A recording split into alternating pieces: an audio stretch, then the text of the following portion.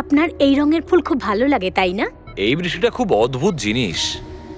আগের বছর একদম হলো না, আর এবছর এত হলো যে কয়েক জায়গায় বন্যা চলে এলো।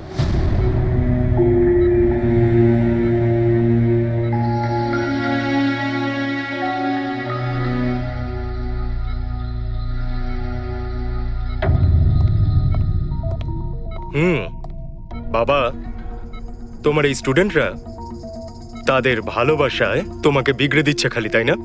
তোমার তো খুব ভালোই লাগছে। জিজ্ঞাসা করা যাক, কি হলো বলো?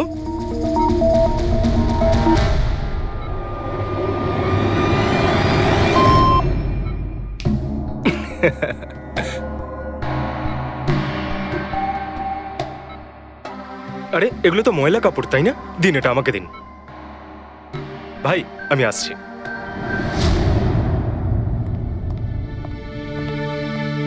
স্যার এখন কেমন আছেন? ভালোই আছে, আর আগের থেকে বেটার রয়েছে। আর সেটা শুধুমাত্র তোমাদের জন্যই সম্ভব হয়েছে।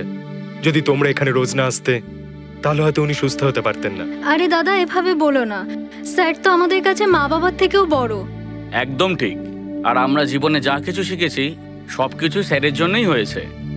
হ্যাঁ, এইভাবে তোমরা যদি আমাদের পাশে এসে না দাঁড়াতে, হয়তো আমরা দুজন এইভাবে বাবার দেখাশোনা করে উঠতে পারতাম না।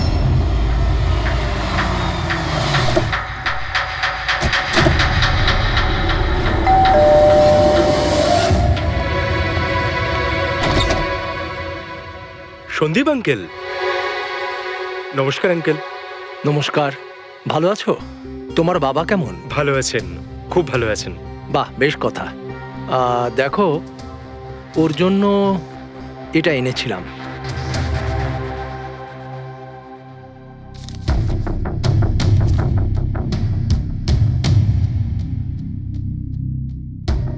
আঙ্কেল, 25 লাখ টাকার চেক? হ্যাঁ মা, আজ জ্ঞানদীপ ইনোভেশনস এর 5 বছর পূর্তি। সেটার উপহার ভাবতে পারো। আঙ্কেল, সেটা ঠিক আছে, কিন্তু বাবা তো গত 2 বছর ধরে কোম্পানির জন্য কোনো কাজই করেনি। দেখো, কিছু সম্পর্ক এই সমস্ত কথাবার্তার অনেক ঊর্ধ্বে হয়। তোমার বাবা আর আমার বন্ধুত্ব অনেকটা এরকম। চলো জ্ঞানের সঙ্গে দেখা করি। বাবা, দেখো কে দেখা করতে এসেছেন। কেমন আছে আমার বন্ধু? আরে, আগে থেকে তো অনেক ফিট মনে হচ্ছে। যদি তোকে এত হ্যান্ডসাম লাগে, নার্স তোকে ভালোবেসে ফেলবে। শোনো প্লিজ। আমি তোমার বাবার সঙ্গে কিছু কথা বলতে চাই, if you don't mind. Sure uncle, যাওয়া যাক। হ্যাঁ হ্যাঁ। প্লিজ এসো সবাই। ওনার এই চেকটার জন্য আমাদের সত্যি খুব হেল্প হয়ে যাবে। হ্যাঁ, পাপার জন্য একটা অ্যাডভান্স বেড নিয়ে আসতে পারি, তাই না? হ্যাঁ। আরে স্যার, স্যার কি হলো? স্যার, কি হলো? লাইট অন্ধকার কেন এখানে? লাইট কি হলো? কি হলো? সন্দীপ আঙ্কেল,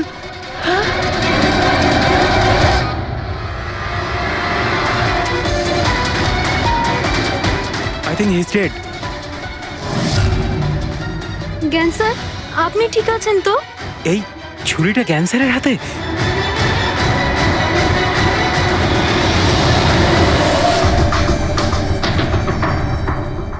আচ্ছা, তুমি এটা বলছো যে তোমার বাবা জ্ঞানবাবুর হাতে ছুরি ছিল, কিন্তু উনি সন্দীপবাবুর খুন করেননি। স্যার উনি কিভাবে খুন করতে পারেন? 2 বছর ধরে তো উনি প্যারালাইজড। ওনার সিএলআইএস হয়েছে। Complete locking syndrome. হ্যাঁ স্যার, এই পরিস্থিতিতে শরীরের কোনো অংশই কাজ করে না, এমনকি চোখের পাতা পর্যন্ত পড়ে না। ওনার প্যারালাইসিস হলো কি করে? স্যার 2 বছর আগে বাবার একটা অ্যাক্সিডেন্ট হয়েছিল। অদ্ভুত ব্যাপার, 2 বছর আগে ওনার অ্যাক্সিডেন্ট হয়েছিল, তখন থেকে উনি বিছানায়। তাহলে ওনার হাতে ছুরি এলো কি করে? স্যার এটা অসম্ভব। খুন জ্ঞান স্যার নয়, অন্য কেউ করেছেন। আরে কিন্তু ছুরি তো ওনার হাতেই ছিল। হয়তো খুনি এই কাজটা করেছে। তার মানে হলো এই রুমে জ্ঞানবাবু আর সন্দীপবাবু ছাড়া আরো কেউ ছিল? না স্যার, আমরা সবাই তো নিচেই ছিলাম। হ্যাঁ স্যার, আর ঘরে তো আর কেউ ছিল না স্যার। তার মানে তুমি এটা বলতে চাইছো যে এই খুন জ্ঞানবাবু করেছেন? না স্যার, আমি সেটা বলতে চাইনি। তুমি কি বলতে চাইছো? সন্দীপ তাহলে নিজেকেই ছুরি মেরেছে, আর মারা যাওয়ার আগে ছুরিটা ওনার হাতে ধরিয়ে দিয়ে যায়? হ্যাঁ, আবার এমন নয় তো যে জ্ঞানবাবুর কোনো শরীর খারাপই নয়, শুধু অ্যাক্টিং করছেন। স্যার আপনি এসব কি বলছেন? যেটা আপনি শুনলেন, যদি আপনার কোনো আপত্তি না থাকে, আমরা আপনার বাবাকে আরেকবার চেক করতে চাই। করুন আপনি। আমরা কি মিথ্যা বলছি নাকি? দেখে নিচ্ছি।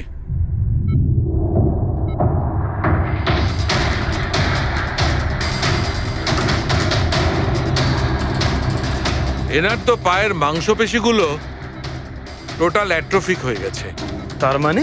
মানে এক কথায় বলতে পারো যে পায়ের মাংসপেশিগুলো একদম ওই শিথিল হয়ে গেছে। উনি যদি চানও তাহলে 1 ইঞ্চিও এই খাট থেকে নড়তে পারবেন না। স্যার এবার তো আপনাদের বিশ্বাস হয়েছে তাই না, যে আমার বাবা নাটক করছে না? এটা তো একদম শিওর যে ওই সময় তৃতীয় কেউ ছিল এখানে। আচ্ছা, এই উনি আবার জানালা দিয়ে আসেনি তো?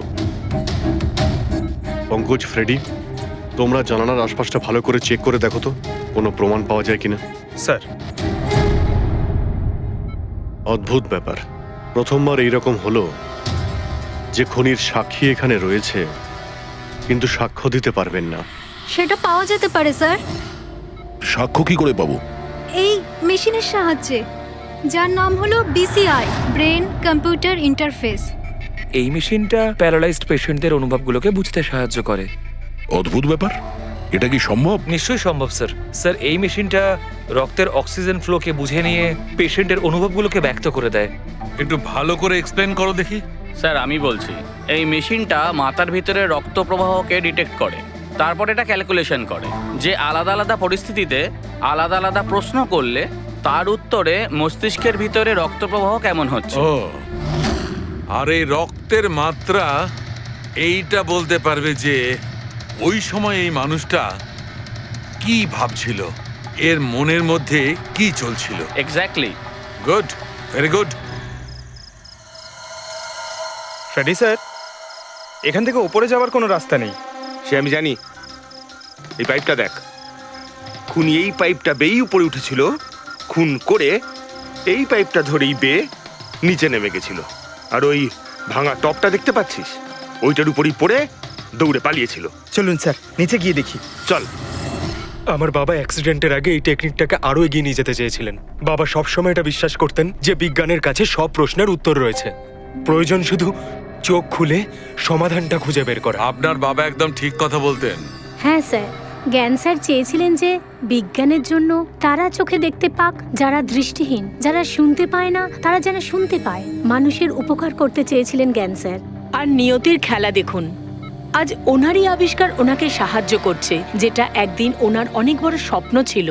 ঠিকই বলছেন স্যার, টপটা তো ভাঙা। আর এই দেখ, পায়ের এই ছাপগুলো দেখ, খুনি এই পথেই পালিয়েছিল। স্যার এখানে দেখুন, রক্ত স্যার। তার মানে পঙ্কজ, ঘরের ভেতর আরো কেউ ছিল যে সন্দীপ বাবুকে খুন করেছে। রক্তের এই স্যাম্পলটা নিয়ে ফরেন্সিক ল্যাবে যাওয়া যাক। আচ্ছা, এই জ্ঞানবাবু বিসিআই এর সাহায্যে কি কথা বলতেন? যেরকম ওনার যখন খিদে পেত উনি সেটা বলতেন, যদি ওনার বেড প্যানের প্রয়োজন হতো সেটাও বলতেন, এমনকি বাবা ওটা দিয়ে দাবাও খেলতেন স্যার। কি দাবা খেলতেন? গ্রেট। হ্যাঁ স্যার, যেমন যেমন প্যাটার্ন এনার মনের মধ্যে তৈরি হতো সেই অনুযায়ী অক্ষরের পেছনে লাইটগুলো জ্বলে উঠতো, আর আমরা অক্ষরগুলোকে মিলিয়ে বুঝে যেতাম যে ইনি কি বলতে চাইছেন। তাহলে তো উনি বলতে পারবেন যে খুনি কে। হ্যাঁ স্যার, নিশ্চয়ই। স্যার বাবাকে একবার জিজ্ঞেস করা উচিত। অবশ্যই করব, আগে তো আমরা ভালো করে তদন্ত করে নিই।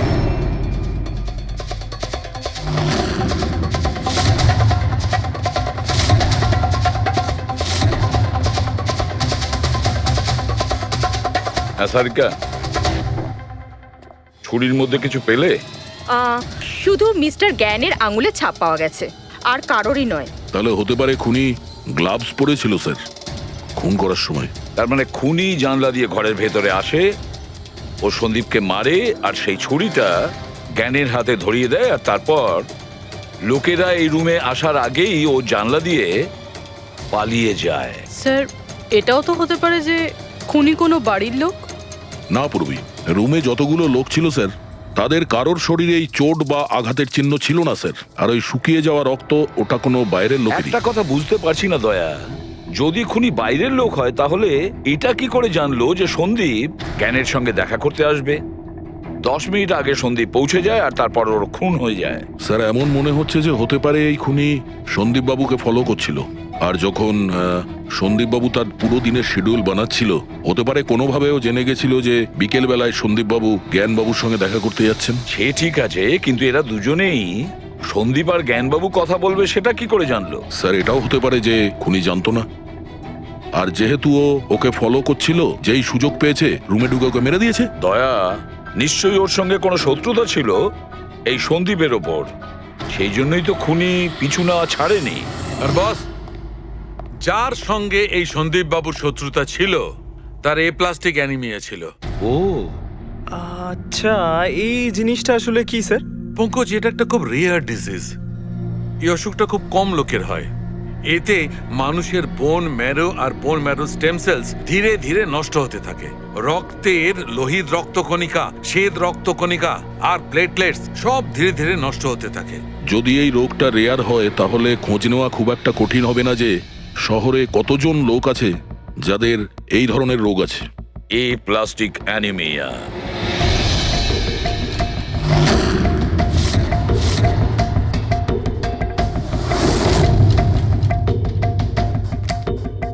হ্যাঁ দা, কিছু পেলে? হ্যাঁ স্যার, এই শহরে সব মিলিয়ে ৪৫ জন লোক আছে যারা এই রেয়ার অসুখে ভুগছে স্যার। তাদের মধ্যে ১৬ জন তো দেশেই নেই। তার মানে বাকি রইল ২৯। তাদের মধ্যে ১৪ জন এমন লোক আছে যারা বয়স্ক, মানে উঁচু ব্যালকনি থেকে লাফাতে পারবে না। বাকি রইল ১৫। তাদের মধ্যে ৭ জন বাচ্চা আছে যাদের বয়স ১২ বছরের কম। তাহলে বাঁচলো ৮ জন। হ্যাঁ স্যার, আর ৮ জনের মধ্যে তো ৪ জন এমন আছে স্যার যারা অনেক বেশি মোটা স্যার। এই দেখুন, ও, এরা না ওই ব্যালকনিতে উঠতে পারে না লাফাতে পারে। অসম্ভব স্যার। তার মানে দয়া, আমাদের কাছে সাসপেক্ট ৪ জন সাসপেক্ট। হ্যাঁ স্যার। নাম কি তাদের? স্যার, লীলা, রমেশ, সুনীল আর হেমন্ত। নীলা, রমেশ, সুনীল আর হেমন্ত। রবি, স্যার, একটু দেখো তো আমাদের ক্রিমিনাল ডেটাবেসে কোনো পুরনো পাপি কিনা।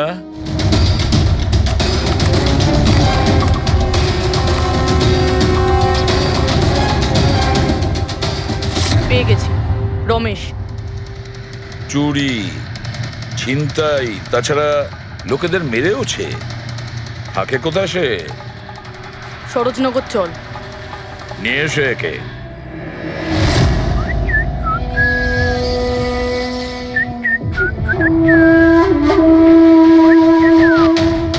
মালা, একটা ফুলের মালা আমাকেও একটু পরাও। আচ্ছা বলো, বিয়ে কবে করছো? বিয়ে? আর তোকে? আমার এতটাও খারাপ সময় আসেনি যে তোকে বিয়ে করতে হবে। কেন? তুই এতটাই খারাপ দেখতে যে তোর বাড়ির আয়না ভয় পেয়ে যায় তোকে দেখে। কিন্তু তোমার বাড়ির আয়না তোমার জন্য কবিতা বলে, এটা আমি খুব ভালো করে জানি। আরে, তোর হাতে আবার কি হলো? আরে কিছু না, শত্রুর সাথে যুদ্ধ করতে গেলে এরকম চোট লেগেই থাকে মালা দেবী। নাটক করিস না, বল কি হয়েছে? ব্যাপারটা এই যে আমি হেঁটে হেঁটে যাচ্ছিলাম, হঠাৎ করে দেখলাম একটা বুড়ি মহিলা রাস্তা পেরোনোর জন্য এগোচ্ছিল।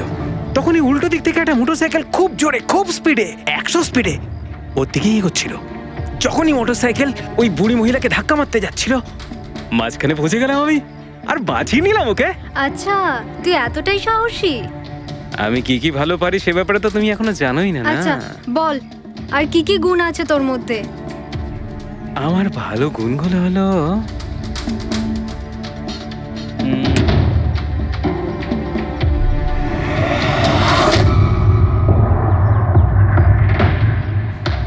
কি হলো? তোর মুখটা ভয়ে এভাবে ফ্যাকাশে হয়ে গেল? মালা, আমাকে একটু একটু একটু লুকোতে দে। আরে মালা, লুকোতে দে। লুকোচ্ছিস কেন? আরে মালা, আরে কেন লুকোচ্ছিস তুই?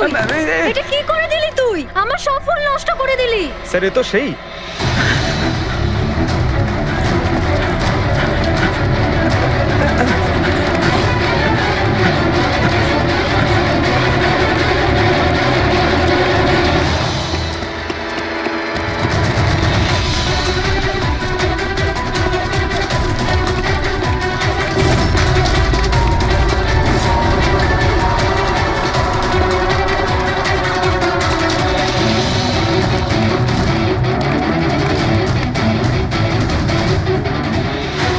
পালিয়ে গেছে মনে হয় স্যার।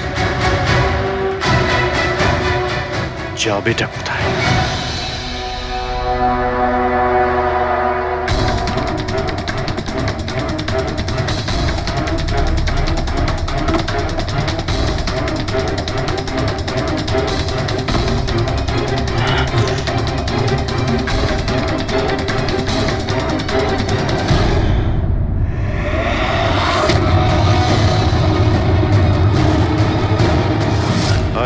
তোরই বাড়ি এটা। দৌড়াচ্ছিস কোথায়? হ্যাঁ, সিআইডি থেকে পালানো তো সহজ নয়।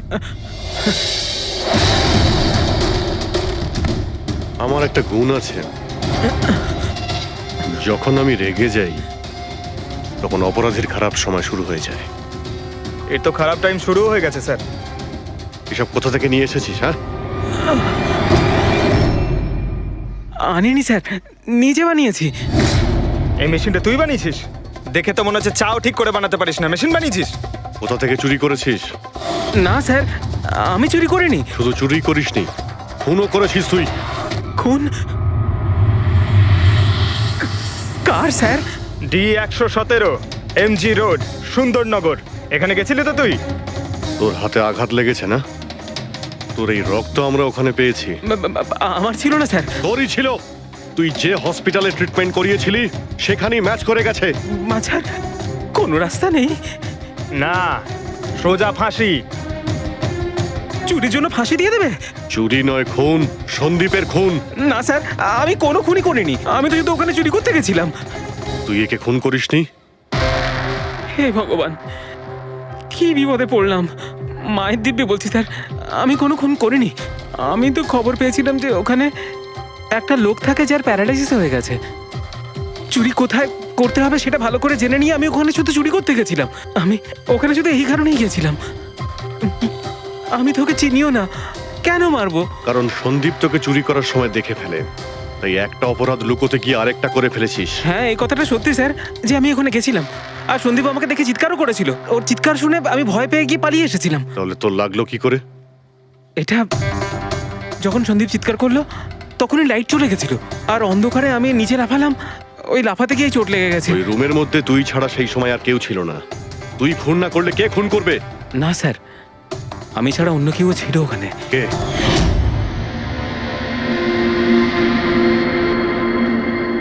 কে কে তুমি?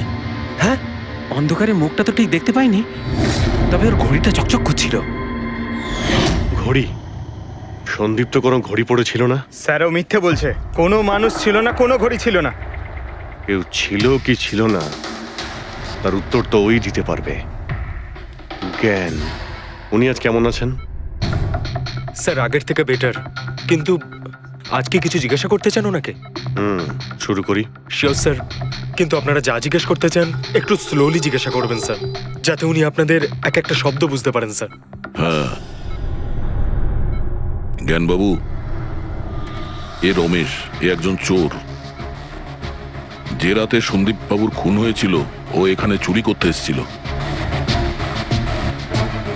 ও বলছে যে সেই রাতে এখানে অন্য কাউকে দেখেছিল।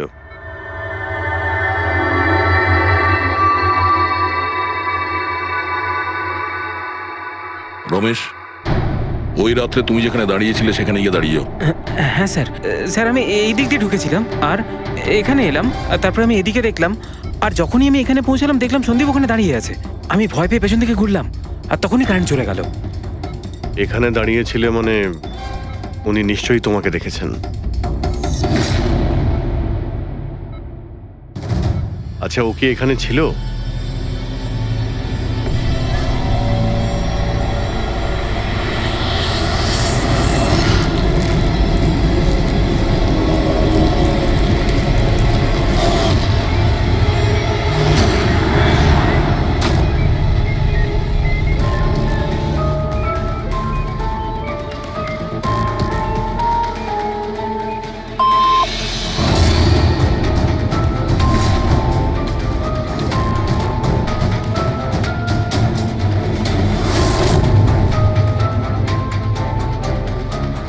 আচ্ছা, রমেশই কি খুন করেছিল?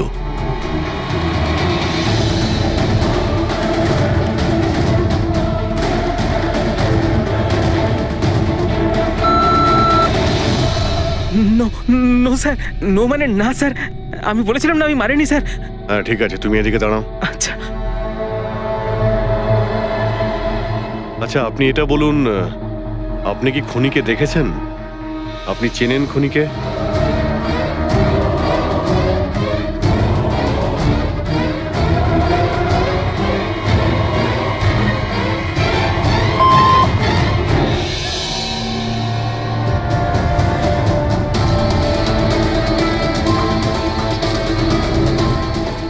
খুনি এই মুহূর্তে এই রুমে আছে?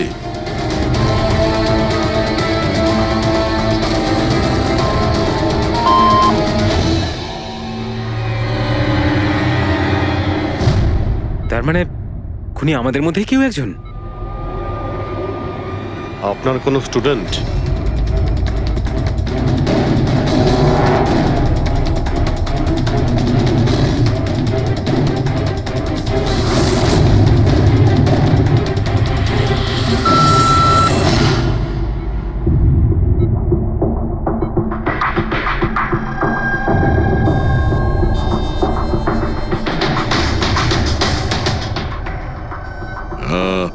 নার্স কিংবা ওয়ার্ড বয়? এসবের মধ্যে আপনারা আমাকে কেন টানছেন? আপনি যদি কিছু করেই না থাকেন, আপনি ভয় পাচ্ছেন কেন?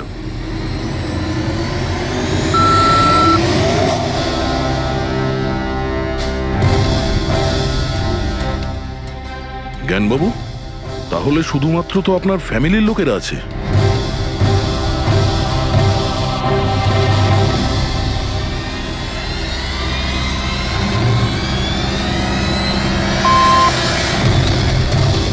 এসব কি বলছো? হ্যালো, রিল্যাক্স, ওখানে দাঁড়িয়ে থাকো। যাও, ওখানে দাঁড়িয়ে থাকো। আচ্ছা, এটা বলুন, আপনার ছেলেই কি খুনি?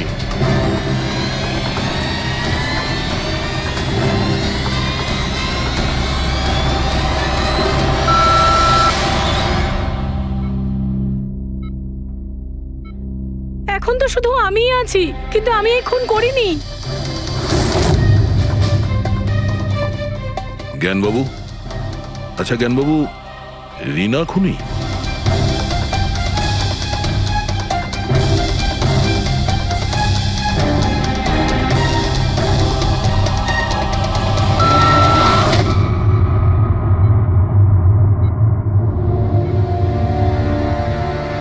আপনি আমাদের বললেন যে আপনার পরিবারেরই কেউ খুনি, তাহলে সে কে?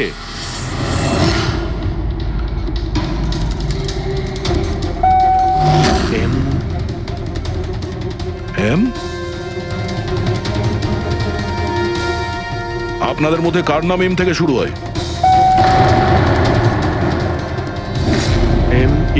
মি, মানে উনি?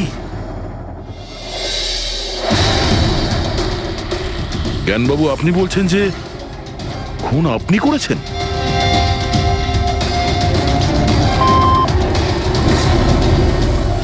বুঝতে পারছি না ইনি কেন আমাদের সঙ্গে এরকম খেলা খেলছেন।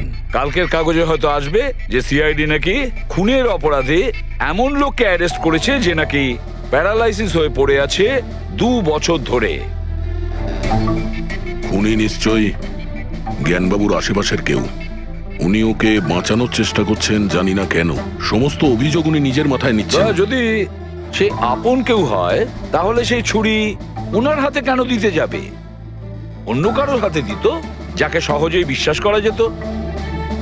আর কারোর ওপর যদি দোষ চাপানোরই হয়, তাহলে জ্ঞানবাবু ওকে বাঁচাচ্ছেন কেন, যখন এই সন্দীপ বাবু ওনার খুব ভালো বন্ধু, ভাইয়ের থেকে? এটাই তো সব থেকে বড় বন্ধু, ভাইয়ের থেকেও বড় বন্ধু। কিছু তো একটা গোলমাল আছে।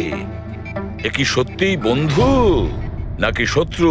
জ্ঞানবাবুর ছেলে বলছিল সন্দীপ বাবু ওনাকে 2 বছর ধরে টাকা পাঠাচ্ছিল, ওনার অসুখের সময় ওনার পাশে ছিল। তার উপরে স্যার, ঘটনার দিন সন্দীপ 25 লাখের চেক নিয়ে এসেছিল। ওনার ফ্যামিলি মেম্বার তো এটাই ভাববে যেটা দেখানো হয়েছে। আর সব সময় পর্দার পিছনের খেলাটা অন্য কিছু হয়ে থাকে, অন্য রকম হয়ে থাকে। কিন্তু স্যার, পর্দার আড়ালের সত্যিটা তো শুধুমাত্র জ্ঞানবাবুই জানেন, আর উনি তো সত্যি কথা বলছেনই না। জ্ঞানবাবু সত্যি কথা বলছেন না তো কি হয়েছে বস? ওর মস্তিষ্ক তো সত্যি কথা বলবে। আমার জ্ঞানবাবুর মস্তিষ্ক চাই। জ্ঞানবাবুর মস্তিষ্কটা এনে দাও, তারপর দেখবে তুড়ি মেরে খুনির কাছে পৌঁছে যাব। ডক্টর সালুকে, এটা কি ধরনের ডিমান্ড করলেন আপনি? কারণ মস্তিষ্ক কি করে নিয়ে আসা সম্ভব? কেন হবে না ফেডরিক? এই কেসে ওনার মস্তিষ্ক তো ওকে এনে দিতেই পারি আমরা। কেননা গত 2 বছরে ওনার মস্তিষ্কে যা কিছু ঘটেছে সব বিসিআই মেশিনে রেকর্ড হয়েছে। এক্স্যাক্টলি বস। আর এই মেশিনে আমাদের বলবে যে জ্ঞানবাবুর সঙ্গে ওর কি আর কেমন সম্পর্ক ছিল। হ্যাঁ ফেডরিক, সব ডেটাগুলো নিয়ে এসো বিসিআই মেশিনের। আর দয়া, স্যার। রমেশকে ওনাদের বাড়িতে নিয়ে যাও, আর ওখানে যে কয়জন লোক ছিল সবার ঘড়ি চেক করাও। স্যার এখনো আমাদেরকেই সন্দেহ করছেন? হ্যাঁ, আর ততক্ষণ সন্দেহ করব যতক্ষণ না আসল খুনিকে পাওয়া যায়। কিন্তু জ্ঞান স্যার তো বলেই দিয়েছেন আমরা সবাই নির্দোষ, তাও আপনারা। হতে পারে উনি মিথ্যে কথা বলছেন তোমাদের মধ্যে কাউকে বাঁচানোর জন্য। তাহলে আপনারা আসল খুনিকে কিভাবে খুঁজবেন? সিআইডি এই দায়িত্ব আমাকে দিয়েছে, কেননা সেই রাতে আমি খুনির ঘড়িটা দেখতে পেয়েছিলাম। কিন্তু সেদিন তো ঘরে অন্ধকার ছিল, তুই ঘড়ি কি করে দেখলি? ম্যাডাম, এই পৃথিবীর বেস্ট চোর আমি। যে জিনিসের দিকে নজর দিই মাথায় পুরো কুষ্টি চেপে যায়। তাহলে দুনিয়ার বেস্ট চোর বাবু, কাজে লেগে যান।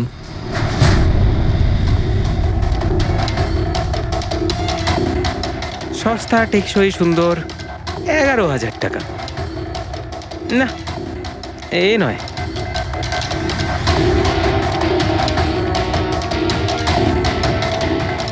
না স্যার,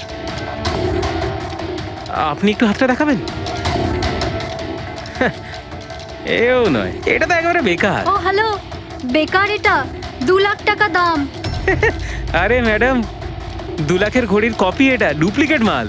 চোর বাজারে এর গুদাম আছে, 1500 টাকাতে আনিয়ে দেবো। হাতটা দেখি। হাত কেন কাঁপছে আপনার সকাল সকাল? না স্যার, এও নয়। স্যার অ্যাকচুয়ালি আমার নিউরোলজিক্যাল প্রবলেম রয়েছে। ছোটবেলা থেকেই আমার হাত কাঁপে, আমি কোনো কিছু ভালোভাবে ধরতে পারি না। পঙ্কজ, একটু ওই পেনটা দাও ওকে।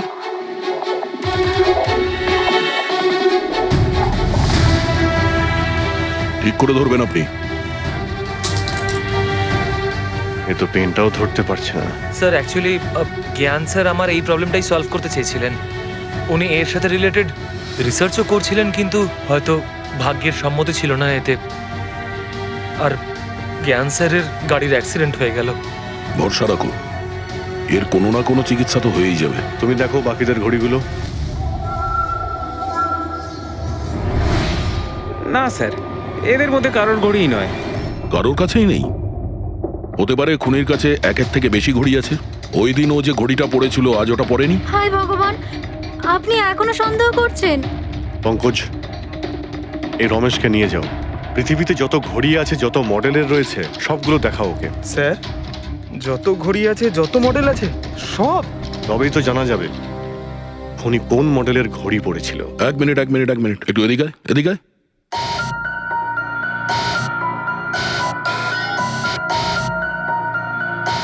এই নাও, নিজের মানিব্যাগ সাবধানে রাখবেন যখন এই লোকটার সাথে আছে। হ্যাঁ, বলেছিলাম না পৃথিবীর বেস্ট চোর আমি।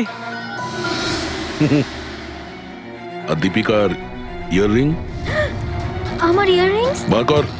স্যার, আপনি এটাও দেখে ফেলেছেন? সিআইডি থেকে কিছু লুকোনো যায় না। হ্যাঁ, যা। আয় বেস্ট চোর, এদিকে আয়। আপনারা এটা বলুন যে এই জ্ঞানবাবু আর সন্দীপের মধ্যে কোনো কি প্রবলেম চলছিল? স্যার খুব ভালো সম্পর্ক ছিল। তাহলে জ্ঞানবাবু সন্দীপবাবুর খুনের অভিযোগ নিজের মাথায় নিলেন কেন? ওনাদের দুজনের ভেতরে কোনো টেনশন হয়েছিল? না স্যার, কোনো টেনশন তো ছিল না, কিন্তু একটা বিষয় নিয়ে তর্ক হচ্ছিল। অ্যাক্সিডেন্টের ঠিক আগে ওনার বিসিআই মেশিনটা একটা পয়েন্টে এসে আটকে গেছিল, আর কোনো রকম সলিউশনও পাওয়া যাচ্ছিল না। এই জন্য জ্ঞান স্যার সবসময় বিরক্ত থাকতেন আর খুব রাগও করতেন। হ্যাঁ স্যার, যখন সন্দীপ আঙ্কেল বাবাকে বলেছিলেন যে আপনি চিন্তা করবেন না, দেখবেন সব ঠিক হয়ে যাবে, তখন বাবা ওনার উপরও রেগে গেছিলেন। হ্যাঁ স্যার, এর জন্য হয়তো উনি জোরে গাড়ি চালাচ্ছিলেন আর অ্যাক্সিডেন্টটা হয়ে গেছে। এক মিনিট। যদি এই অ্যাক্সিডেন্টটা বিসিআই মেশিন তৈরি হওয়ার আগেই হয়েছিল, তাহলে এই বিসিআই মেশিনটা কাজ করছে কি করে? স্যার সন্দীপ আঙ্কেল সেটা কমপ্লিট করেছিলেন। সন্দীপ বাবু? কিন্তু উনি তো কোনো সায়েন্টিস্ট ছিলেনই না। হ্যাঁ, কিন্তু জানি না স্যার, সন্দীপ আঙ্কেল ওই মেশিনের সব সমস্যাগুলো ঠিক করে দিয়েছিলেন স্যার। আর বাবার অ্যাক্সিডেন্টের 1 মাস পরেই ওটা কাজ করতে শুরু করে দেয়, আর প্রজেক্টও সাকসেসফুল হয়েছে স্যার। অদ্ভুত ব্যাপার, এটা কি করে হতে পারে? একজন নন সায়েন্টিস্ট এরকম কমপ্লিকেটেড মেশিন কি করে চালু করতে পারে, যেটা ওনার মতো বৈজ্ঞানিকই শুরু করতে পারেননি? বোধহয় আন্দাজে করে ফেলেছিলেন।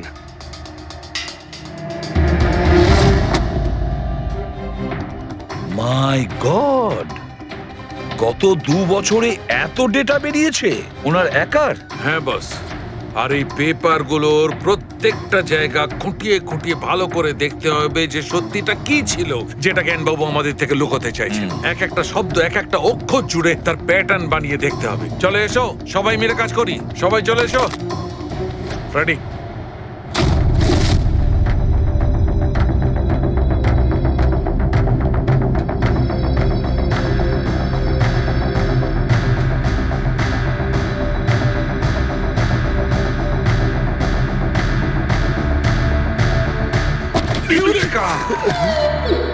কি হলো স্যার? কি পেলেন? জানতে পারা গেছে যে আসলে ওই রহস্যটা কি, আর এই রহস্যে আছে একটা ভিলেন। জানতে পেরেছি যে জ্ঞানবাবু কিভাবে একটা একটা অক্ষর জুড়ে এই ঘটনাটাকে ব্যাখ্যা করেছেন। অক্ষর, অক্ষর থেকে তৈরি শব্দ, আর শব্দ থেকে তৈরি বাক্য, সেন্টেন্স। না জানি কত সময় লেগেছিল ওনার পুরো ঘটনাটা, পুরো সত্যিটা এভাবে বলার জন্য। হ্যাঁ বস, কম করে 6 মাস। আর সেটা তখন শুরু হয়েছিল অ্যাক্সিডেন্টের ঠিক আগে। আজকের পর থেকে এই কোম্পানিতে তুমি সাইলেন্ট পার্টনার, আর তোমার লাভ শুধুমাত্র 5% হবে, আর তার থেকে বেশি তুমি 1 টাকাও পাবে না। ও ওকে ওকে ওকে ওকে, আমার মনে হচ্ছে তোমার এই প্রজেক্টটা কমপ্লিট হয়ে গেছে আর তুমি সফল হয়ে গেছো। হ্যাঁ হ্যাঁ, আমি সফল হয়ে গেছি, কিন্তু আমি এই মেশিনটা গরিবদের জন্য বানিয়েছি, মানবতার জন্য বানিয়েছি, তোমার মতো লোভী মানুষদের জন্য বানাইনি। আজকের পর থেকে আমরা একসাথে কাজ করব না। আমি যাচ্ছি, কফির জন্যে বৌদিকে ধন্যবাদ জানিয়ে যাচ্ছি।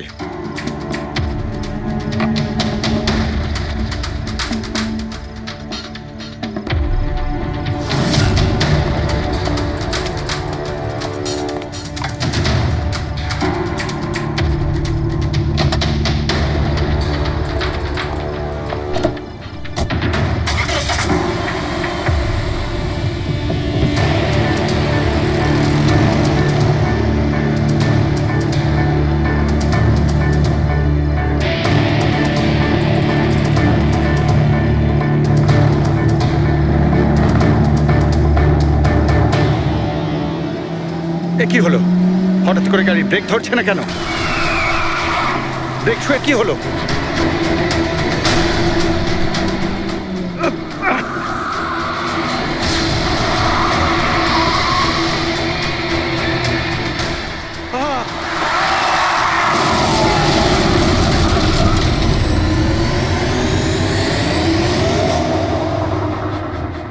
এবার বুঝতে পেরেছো আমাকে ঘাটানোর পরিণাম?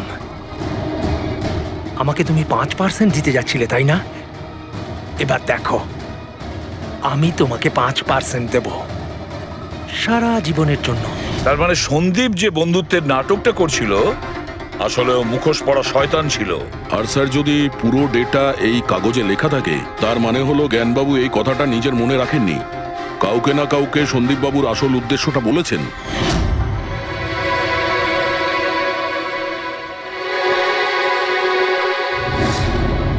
আর উনি এ ব্যাপারে যে বা যাকে সত্যিটা বলেছিলেন সেই হলো অপরাধী, সেই হলো সন্দীপের খুনি। কিন্তু স্যার, যদি খুনি জ্ঞানবাবুর হয়ে প্রতিশোধ নিতে চাইতো, তাহলে খুনি ছুরিটা জ্ঞানবাবুর হাতে কেন ধরালো? ওনাকে ফাঁসাতে চাইছিল? না পুরবি, আমার তো মনে হয় না। খুনি ওনাকে সান্ত্বনা দিতে চেয়েছিল, যে এটা বোঝাতে চেয়েছিল যে দেখুন, আমি আপনার হয়ে সন্দীপকে মেরে ফেলেছি, আপনার প্রতিশোধ আমি নিলাম। আর তাকে বাঁচানোর জন্য জ্ঞানবাবু পুরো অভিযোগ নিজের উপর নিয়ে নিয়েছেন। দয়া, খুনির কাছে পৌঁছানোর একটাই রাস্তা আছে, সেই ঘড়িটা, রিস্ট ওয়াচ, যেটা রমেশ দেখেছিল।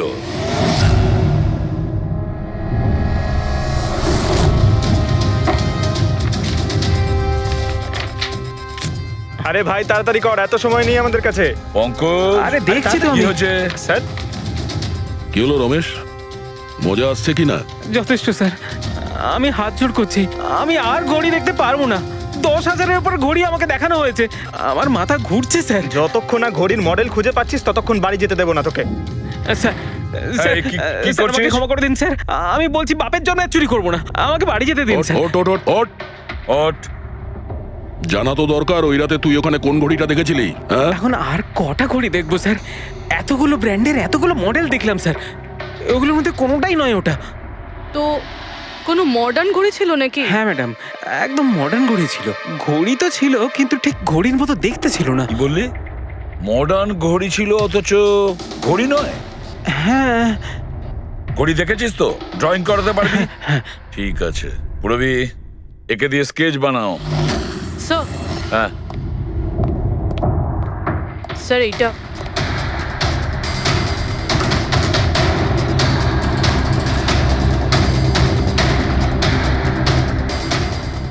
মাই গড, কি হলো? 1 মিনিট বস, একদম জ্যাকপট লেগে গেছে। রমেশ, এদিকে এসো। ওকে। মন দিয়ে দেখো, এই ঘড়িটাই ছিল। এটাই ছিল, একদম এটাই ছিল স্যার। এটা কিরকম ঘড়ি স্যার? চুরি করলে কত পয়সা পাবো? পয়সা নয়, টাকা পাবে, লাখ লাখ টাকা। এত দামি ঘড়ি এটা? ঘড়ি নয়, এটা স্যাটলা বলে একে, স্যাটলা। স্যাটলা? এবার খুনি কে সেটাও আমি বলতে পারি।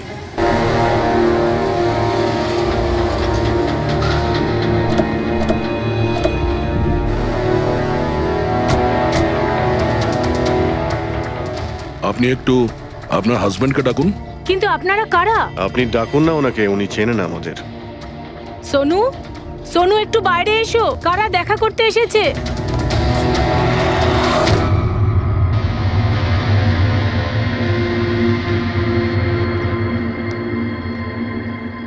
আপনারা এখানে? কি ব্যাপার?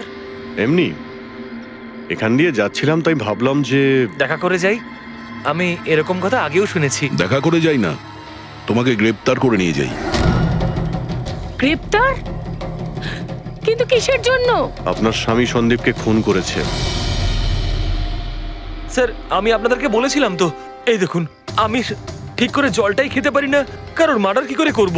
খুন তো করেছো, আর তুমি এই হাত দিয়েই করেছো। কোথায় সেই সেটলা ওয়াচ? হ্যাঁ, ঘড়ি কোথায়? স্যার, আপনারা কোন ঘড়ির কথা বলছেন আমি কিচ্ছু জানি না। এক্ষুনি তুমি জানতে পারবে কোন ঘড়ির কথা বলছি। ফ্রেডি, পঙ্কজ, ঘরের তল্লাশি নাও। পঙ্কজ, উপরে যা, আমি বেডরুমটা দেখছি।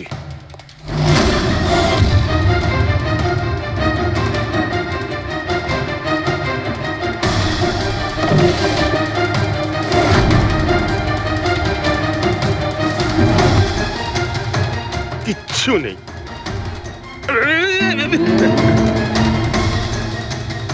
কি ফুটলো? স্যার, স্যার, বালিশটার মধ্যে কিছু একটা আছে। বালিশের ভেতরে?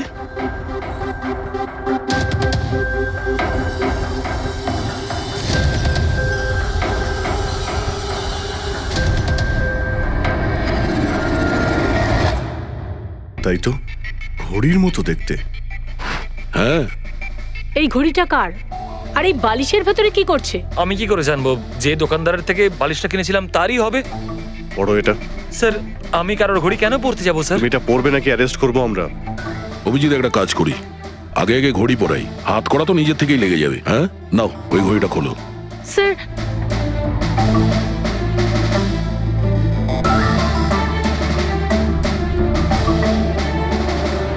আরে বাহ, দেখো এর হাত কাঁপা বন্ধ হয়ে গেছে। হ্যাঁ স্যার, তো চমৎকার হয়ে গেল, এর হাত কাঁপা থেমে গেল। এটা কোনো চমৎকার নয়, এটা সায়েন্স। এবার দেখো এই ঘড়িটা পরার পরে সোনু কত সহজে খুন করতে পারে।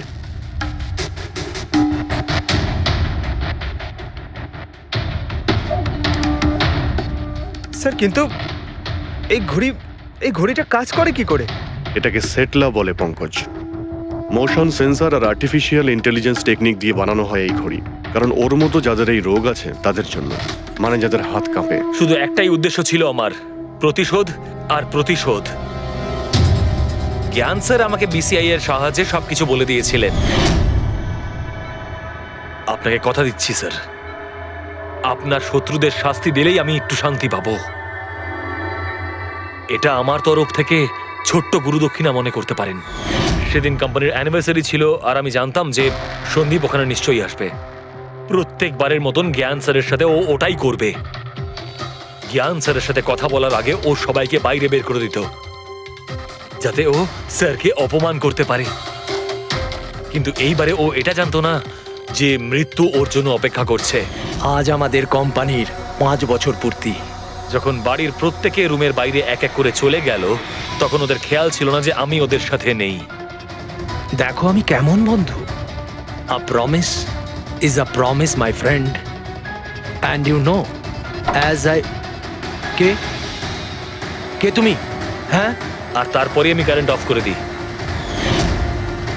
আর জ্ঞান স্যারের সামনে আমি ওকে মেরে ফেলি।